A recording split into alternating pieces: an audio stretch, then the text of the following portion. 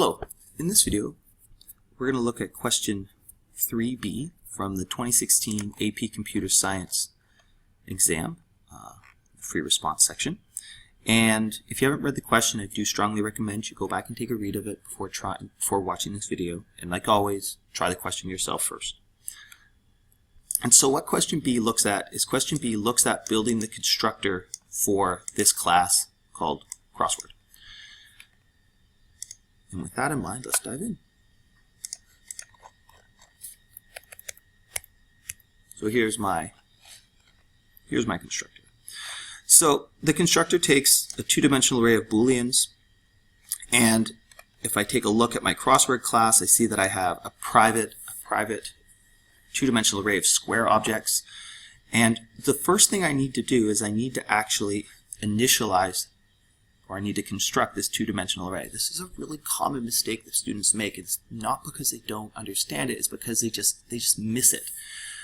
Always check if you have an array or an array list as one of your fields, always make sure you have constructed those objects before you start accessing them. So I am going to access the number of rows from black squares. So if I go black squares.length, that is going to give me the dimension here. And I'm going to say black squares at 0.length, which is going to give me the dimension here.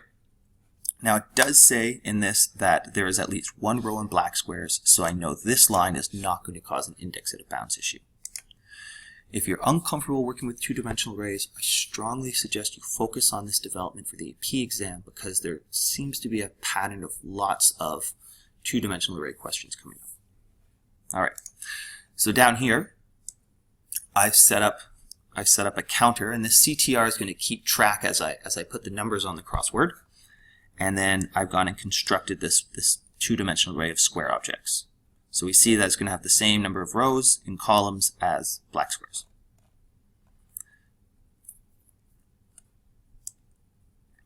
So I'm going to pause and talk about this question, just talk about two-dimensional arrays for a second. It's really important you know how to traverse a two-dimensional array. You can traverse that either going across the rows and down, or down the columns and across. This is kind of like your bread and butter algorithm. It's a great starting place, and then you can modify it. I always recommend at this stage, unless you have a reason to otherwise talk about it in a different context, always refer to it as rows and columns. And one of the reasons is that if you continue on studying mathematics, you're going to end up studying these things called matrices, and if you keep that row and column notation, it's the same thing. So this first row, this first for loop is going to move down the rows, and then I'm going to go across the columns. And I'm going to use that function we completed in part A, and I'm going to check, do you have to be labeled? So this is the to be labeled function, which given the specific row and column, it's going to say, do you need to be labeled? And if that's true, what I'm then going to do is I'm going to construct that specific square object with false, meaning it is not black, and I'm going to give it CTR. So the very first one I get is going to get CTR of 1. So that's going to construct that, and then if I find a square that I need to label, I'm going to increment CTR. So the next one will be 2. Now, make sure you construct the object if it doesn't have to be labeled. And if you read the question, and it took me a little bit to find this, to be honest, is that a square that does not require labeling gets given the number 0. So, else, the puzzle R3 is going to be either a black or white square, which is going to be driven based on that two-dimensional array of Booleans. So if this is true, it will be a black square. If it's false, it will be a white square.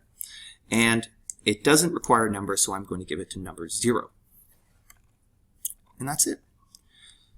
So this question is really about managing a two-dimensional array of objects. And it's something you really want to kind of work with and be sure you understand in preparation for the AP exam.